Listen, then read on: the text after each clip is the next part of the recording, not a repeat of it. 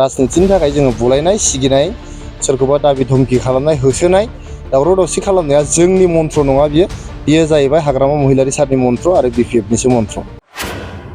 बिथांनि 17 बोसोराव जों हारि माहारिनि गेजेराव दाङाबाजि न' सावलायनाय बुथारलायनाय जादोंमोन।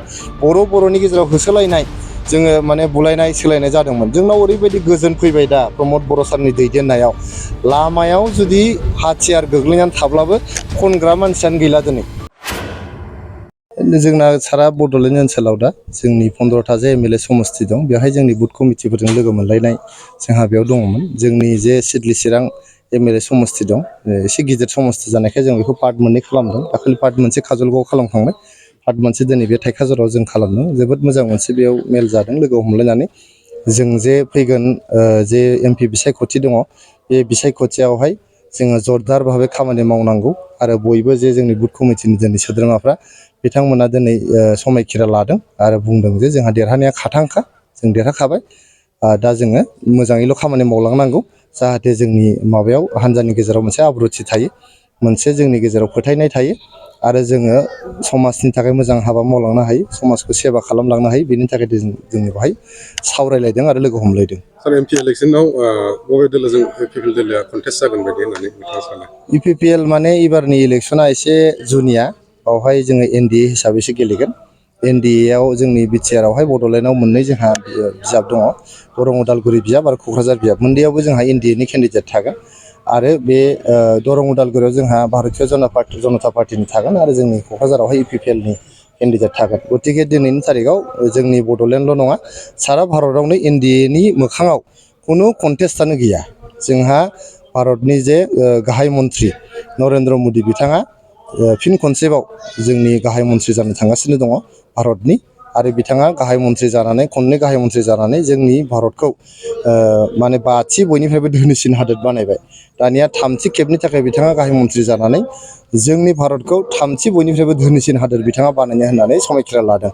ओंखायनो जोंनि बे मोननैबो जे बियाब दङ दरं उदालगुरि आरो क'क्राझार मोननैखौबो जोङो नरेन्द्र मदि सारनो हरनानै जोंनि जे जौगानाय जोंनि स्कुल कलेजफोर, जोंनि इउनिभारसिटि, जोंनि दाथाय गासिबो मोजां खालामना लानायनि सुजुग सुबिदाखौ जोङो आदाय खालामनानै लाबोगोन। दस्रा राजनीतिक दोलोनि मानसिफ्रा माबा केन्डिडेटखौ फोसावो, नाथाय इउपिपिएलनि केन्डिडेटखौ फोसावनाय दाबो नुनो मोनाखै। जों दानो मानो फोसावनो, जोंहा दाबो बिसायख'थियानो फोसावाखै।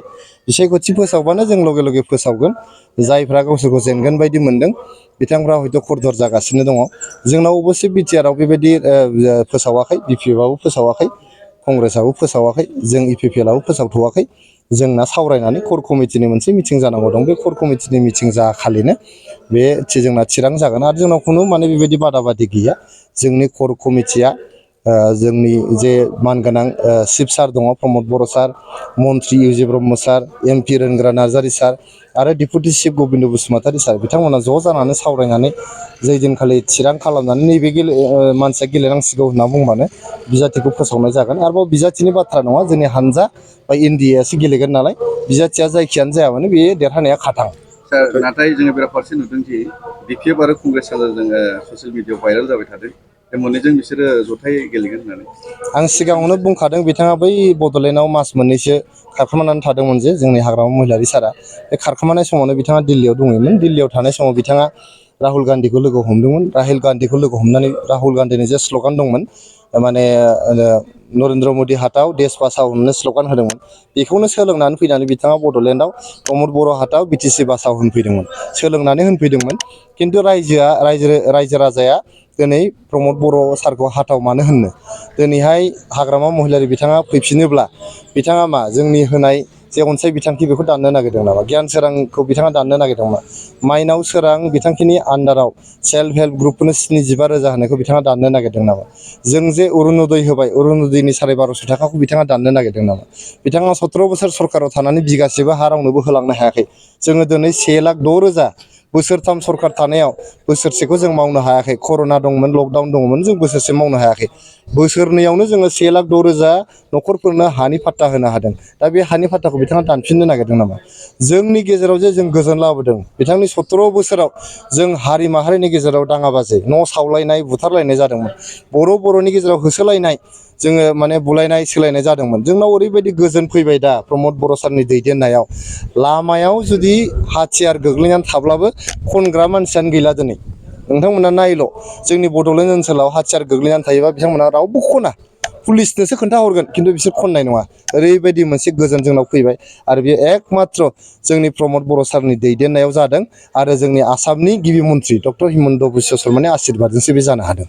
दाखालि बावैसो आसाम सरकारा माखासे इलेक्सननि गाइडलाइन्सफोर फोसावदों, दा बेखौ फल' खालामनो थाखाय नोंथाङा रायजो राजाखौ मा खावलायनो सानो? ना जोंनाथ' आं बुंखादों बिसायख'थिया जोंनि गणतन्त्र हादोरनि मोनसे फोरबोसो, बियो फेस्टिभेलसो।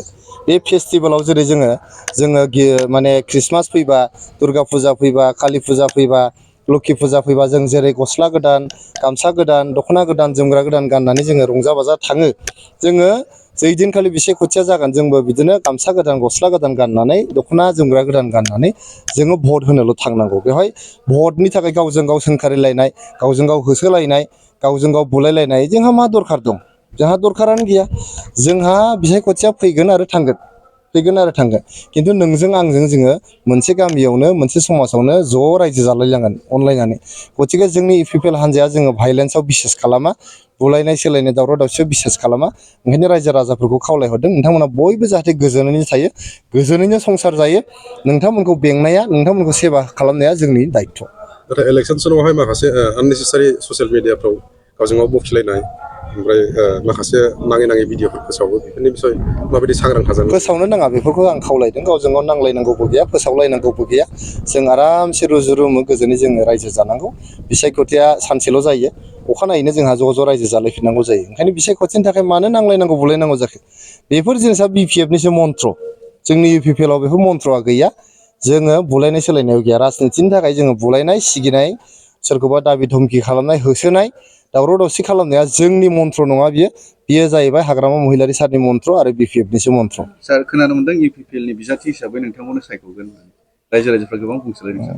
आंथ' मिथिया, बेखौ जोंनि हान्जायाव सावरायनायबो जायाखै। नोंथांमोननि खौरां बिजोङावसो आं नुदों। खौरां बिजोंनि मानसिफ्रा आंखौहाय जोबोद मोजां मोनो खोमा, जिहेथु आंबो ससियेल एक्टिभिजम खालामबोदों, नोंथांमोना मिडिया एक्टिभिजम खालामदों। थांनाय 20 बोसोरनिबो बारा बे ओनसोलाव जों ज' ज' खामानि मावबोलायनायखाय आरो नोंथांमोना आंनि मोखांखौ मोजां नुयो खोमा। ओंखायनो आंनि मोखांखौ मोजां नुनानै नोंथांमोना आंनि नामखौ फोसावदों। खिन्थु जोंनि हान्जायाव बेबायदि सावरायनाय जायाखै। सायख'योबा गेलेगोन नामा? बे खुनु बिजाथिनि बाथ्रा नङा, बिजाथि गेलेनाय नङा बावहाय, माने हान्जायासो गेलेगोन। जोंनि ट्रेक्टर जे सावगारि बेनानै नोंथांमोना आंनि नामखौ फोसावदों, खिन्थु जोंनि हान्जायाव बेबायदि सावरायनाय जायाखै। सायख'योबा गेलेगोन नामा?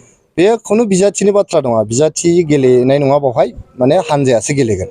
जोंनि ट्रेक्टर जे सावगारि बेयावसो भट होनांगोन, रावनिबो मोखांनि सिनआव जों भट होनाङा।